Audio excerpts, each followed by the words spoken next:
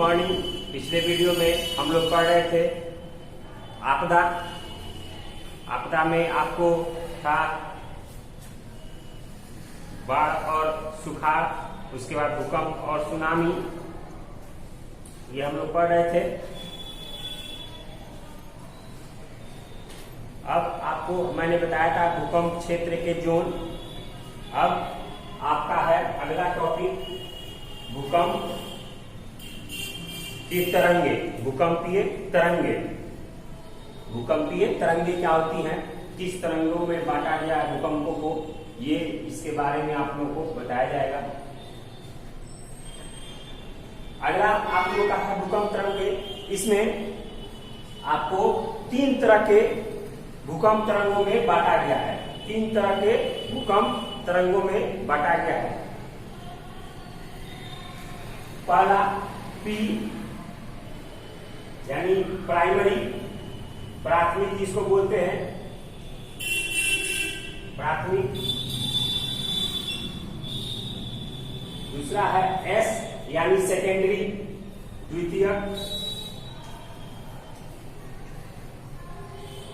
तीसरा है एल यानी लार्ज, दीर्घ। 3 तरंगों में आपको भूकंप की तरंगों को बांटा गया है। पी प्राइमरी, इसको पी से प्राइमरी प्राथमिक, एस से सेकेंडरी द्वितीयक और एस से लार्ज यानी दीर्घ। अब एस की तरंग जो है, एस की जो तरंग है वो पी की तरंग से कम होती है। एस की तरंग जो है, एस तरंग जो द्वितीय तरंग होता है सेकेंडरी, वो पी के तरंग से आपको कम होती है। और एल जो है ये तो दीर्घ लिखाई है, ये बड़ा, इसकी तरंग है आपको बहुत ही अधिक होती है। इसकी तरंग बहुत ही अधिक होती है भूकंप की, और इससे सबसे अधिक नुकसान होता है, सबसे अधिक नुकसान होता है। तो ये 3 आपको तरंग है। अब अगला टॉपिक है आप लोगों का, अगला टॉपिक है भूकंप से बचाव के उपाय। भूकंप से बचाव के उपाय। तो पहला है कारण ये है भूकंप को रोकना, आम आदमी के बस की बाहर की बात। तो हमारा प्रबंध होना चाहिए, या भूकंप आती है तो हमारा बचाव कैसा होना चाहिए, तुरंत हम कैसे कैसे उपाय कर सकते हैं जिससे भूकंप से हम बच सकते हैं या कम से कम क्षति हो सकती है। तो इसके लिए तो पहला है भूकंप का पूर्वानुमान। भूकंप का पूर्वानुमान यानी भूकंप का पहले से अनुमान। तो ये किस तरह से अनुमान हो सकता है, या तो ये आपको radio, TV, television, mobile, internet, इस सब से जानकारी हो कि आने वाले कुछ समय में भूकंप की समस्या आ सकती है, भूकंप आ सकती है, इसकी जानकारी हो। या आपको जो भूकंप आधारित क्षेत्र है, जो भूकंप क्षेत्र है, उसमें ज्यादा आपको जानकारी होना चाहिए कि किस भूकंप अगर आता है, कब हमारे क्षेत्र में किस मौसम में या किस समय में भूकंप आने का ज्यादा से ज्यादा खतरा रहता है। तो ये जानकारी हमको होनी चाहिए। या अगर भूकंप आती है, जैसे आपको धरती डोलना शुरू करती है, तो हम तुरंत अपने सुरक्षित स्थान पर, जो भी स्थान है वहां पर हम पहुंच सके, ये हमारे लिए जरूरी है। दूसरा है भवन निर्माण। दूसरा भवन निर्माण यानी मकान का निर्माण। तो मकान का निर्माण कैसा होना चाहिए, मैंने बताया था आपको। भूकंप को निर्माण आपको बनाने से पहले सरकार द्वारा एक स्वीकृति होनी चाहिए, एक स्वीकृति देनी चाहिए कि जिस क्षेत्र में भवन बना रहे हैं वो किस आधार पर भवन बना रहे हैं, कैसी प्रकार की भवन बना रहे हैं। यानी बड़े बड़े जो पिलर होते हैं, जो स्तंभ होते हैं जो जमीन के अंदर, उस तरह के मकान बनने चाहिए। उसमें ज्यादा से ज्यादा अच्छे सरिया का, अच्छे रॉड का प्रयोग होना चाहिए, जिससे उसकी चारों पकड़ की और आयताकार मकान होना चाहिए, जिससे उसकी मजबूती बरकरार रहे और भूकंप आने पर भी वो अपना उसका ठीक से डटा रहे, अड़ा रहे जमीन पर। तो इस तरह की मकान होनी चाहिए। उसको हम लोग भूकंप रोधी मकान कहते हैं। अधिक से अधिक भूकंप रोधी मकान का निर्माण होना चाहिए। आजकल तो सभी लोग पिलरों पे और स्तंभों पे ही मकान बनवा रहे हैं, जो अच्छा है। उसके बाद है जान माल की सुरक्षा। तो जान माल की सुरक्षा हम जानते हैं, जब भी भूकंप आती है तो सबसे अधिक नुकसान, सबसे अधिक क्षति जान माल की होती है, सबसे अधिक क्षति जान माल की होती है। बड़े बड़े बिल्डिंग आ जाते हैं, उसमें रहने वाले सारे लोग डर जाते हैं, या बड़ी बड़ी मवेशी भी उसके नीचे आ जाते हैं। अधिक से अधिक आपको महंगी इमारतों, बहुत सारी ऐसी धरोहरों का नुकसान होता है। तो इस नुकसान से हम कैसे बचें, इसका उपाय करना आपको बहुत ही आवश्यक है, जैसे सरकार के द्वारा। चौथा है प्रशासनिक कार्य। प्रशासनिक कार्य, तो प्रशासनिक कार्य आप देखते हैं जब भी भूकंप आता है, जब भी कोई मकान गिरता है, तो पुलिस वाले या आपको बुलडोजर वाले या जो भी हैं उसको निकालने का कार्य शुरू कर देते हैं कि मलबों के नीचे अगर कोई भी जिंदगी बची है, दबी है, तो उसको बाहर सही सलामत निकाल पाए, तुरंत मलबों को हटा पाए, देख पाए कि यहाँ कैसे क्या है, यहाँ पे कोई अगर बचा है तो उसको निकाल पाए। इस तरह के प्रशासनिक कार्य आपको तुरंत होने चाहिए, अतिशीघ्र तुरंत आवश्यक है वो कि भूकंप आने के बाद तुरंत वो अपने काम में लग जाए। आपने भी देखा भी होगा, इस तरह से वैज्ञानिकों ने एक इंफ्रारेड आपको कैमरे की भी आविष्कार की है, जो मलबों में दबे लोगों को जिंदा होने की खबर देता है, उसको इंफ्रारेड कैमरा कहते हैं। उससे मलबे, बहुत बड़े मलबे में अगर कोई दबा है, कोई गिर है, तो उसका पता हम लोग उससे लगा सकते हैं।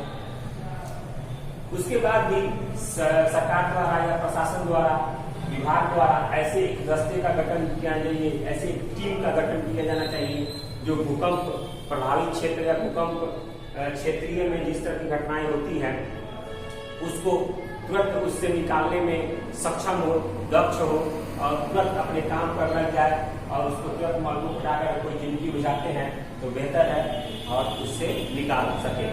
ये आपको बहुत ही अच्छी सोच होती है कि एक बड़े टीम का 10-15 लोगों का एक टीम गठित किया जाए, एक टीम बनाया जाए जो भूकंप के लिए ट्रेनिंग दिया जाए कि भूकंप क्षेत्रों में किस तरह के उपाय करने हैं, किस तरह से जिंदगी को बचाना है, ये सारी बातें उनको ट्रेनिंग में दिया जाता है। ऐसे पांचवा है गैर सरकारी संगठनों का सहयोग। गैर सरकारी संगठनों का सहयोग यानी कहने का मतलब गैर सरकारी संगठनों का करने का अर्थ है सरकार से हटकर जो लोग एनजीओ बनाते हैं प्राइवेट, या गांवों में एक छोटी सी सरपंच हो या मुखिया हो, उनके अंतर्गत एक छोटे से समूह का निर्माण करना।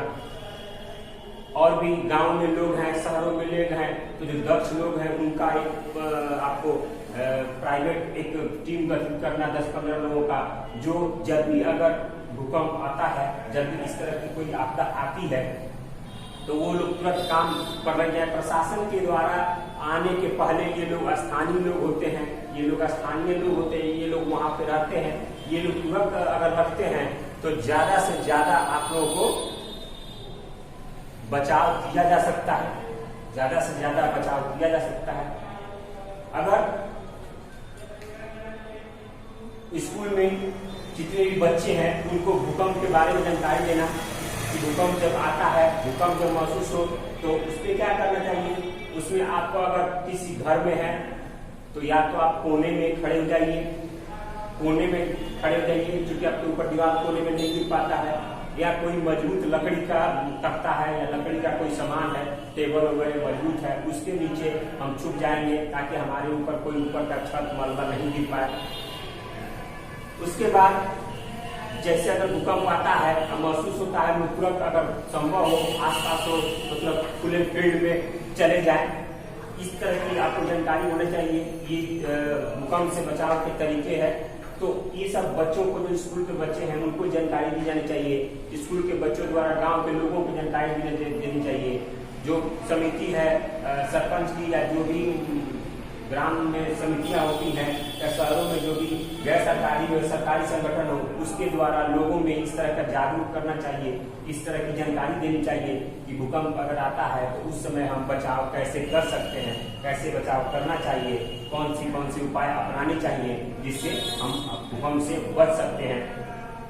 इस तरह उसके बाद हर तरह का सुविधा हमारे पास होना चाहिए। अगर कहीं भूकंप आता है तो हमारे पास नर्सिंग होम का या हॉस्पिटल का हमारे पास मोबाइल नंबर होना चाहिए, फायर ब्रिगेड का हमारे पास मोबाइल नंबर होना चाहिए, प्रशासन का मोबाइल नंबर होना चाहिए, नंबर होना चाहिए कि तुरंत से तुरंत हम उनको सूचित करें और हमारे घर में या हमारी जो समितियां गठित की गई हुए हैं वहां पे उस तरह का जैसे रस्सी है और भी सामान है, डंडे हैं, इस तरह के तमाम चीजें सुरक्षित रखना चाहिए कि अगर भविष्य में ऐसा कुछ होता है तो हमारे पास वो चीज रहेगा। प्राथमिक उपचार के लिए, प्राथमिक काम के लिए हमारे पास वो सारे औजार रहेंगे तो हम ज्यादा से ज्यादा आप लोगों को भूकंप से बचा सकते हैं, लोगों को भूकंप प्रभावित क्षेत्रों में बचा सकते हैं लोगों को। और बहुत सारे ऐसे भूकंप आते हैं, जैसे हम लोग गांव में हैं तो गांव में तो सभी अपने, लेकिन शहर में हैं तो शहरों में तो अलग अलग जगह के लोग हैं। अगर वहां पर भूकंप आता है तो आपको अगर कोई मरता है, उसमें किसी की जान होती है, किसी की मृत्यु होती है, तो उसके धार्मिक मान्यता के अनुसार उसका अंतिम संस्कार कर देना, ये सारी चीजें आपको होनी चाहिए। इस बात को ध्यान रखना जरूरी है और हर तरह की चीज अपनानी चाहिए ताकि भूकंप प्रभावित क्षेत्रों में या भूकंप कहीं आता है, ऐसी कोई आपदा आती है तो उसमें हम तुरंत अपने काम में लग जाएं और ज्यादा से ज्यादा अगर जिंदगी बचती है तो बचाने का प्रयास करें या बचाएं। इस तरह के उपाय किए जा सकते हैं। तो ये हुआ आप लोगों का भूकंप के बारे में आपको ये सब आप लोगों को मालूम चला। भूकंप से बचाव के तरीके, भूकंप में कैसे प्रबंध होने चाहिए, कौन कौन से बचाव के उपाय हैं, ये आपको भूकंप के कुछ उपाय हैं बचाव करने के, बचाने के। अगला टॉपिक है आप लोगों को सुनामी से बचाव के उपाय, यानी सुनामी से कैसे बच सकते हैं। इस टॉपिक को हम लोग अगले वीडियो में पढ़ेंगे। इस वीडियो के लिए इतना ही। अगर आप लोगों को भूकंप पे कुछ ऐसा मिलता है, प्रश्नोत्तर से कोई क्वेश्चन निकलता है, तो आप लोग कहीं नोटबुक में लिख सकते हैं, किताब की मदद ले सकते हैं। किताब में सारा चीज दिया हुआ है, किताब पढ़िए। अगला टॉपिक आप लोग पढ़ के आइएगा ताकि आप लोग को और समझने में आसानी ज्यादा हो। अगले वीडियो में हम लोग सुनामी से बचाव के उपाय पढ़ेंगे, जानेंगे और समझेंगे। धन्यवाद।